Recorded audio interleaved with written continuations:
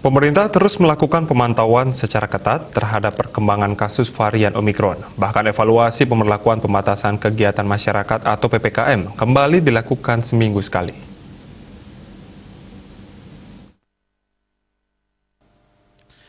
Dalam keterangan pers usai rapat terbatas mengenai evaluasi PPKM yang dipimpin oleh Presiden RI Joko Widodo, Menteri Koordinator Bidang Kemaritiman dan Investasi atau Menko Marves Luhut Binsar Panjaitan mengatakan evaluasi PPKM seminggu sekali untuk dapat mengantisipasi perkembangan Omikron yang begitu cepat.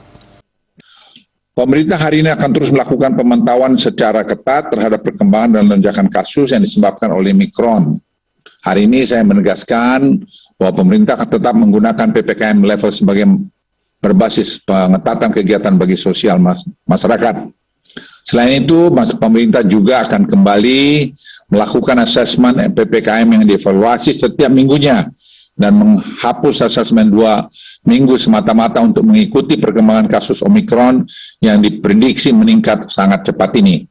Pemerintah terus memantau perkembangan kasus varian Omikron di seluruh negara untuk memprediksi segala kemungkinan yang terjadi ke depan.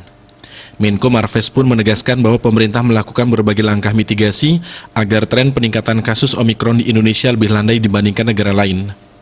Upaya yang dilakukan pemerintah untuk menekan laju kasus antara lain dengan penegakan protokol kesehatan dan akselerasi vaksinasi. Pemerintah akan melakukan akselerasi vaksin booster bagi seluruh masyarakat, utamanya yang tinggal di wilayah Jabodetabek, dan penegakan protokol kesehatan yang dilakukan lebih masif untuk menahan laju penyebaran kasus. Persyaratan masuk ke tempat publik akan diperketat, hanya yang sudah vaksinasi 2 kali dapat beraktivitas di tempat publik. Saya ulangi, hanya yang sudah vaksinasi 2 kali dapat beraktivitas di tempat publik. Oleh karena itu teman-teman yang masih ada berapa juta orang belum vaksinasi 2 kali di Jawa, Bali, supaya segera melakukan ini.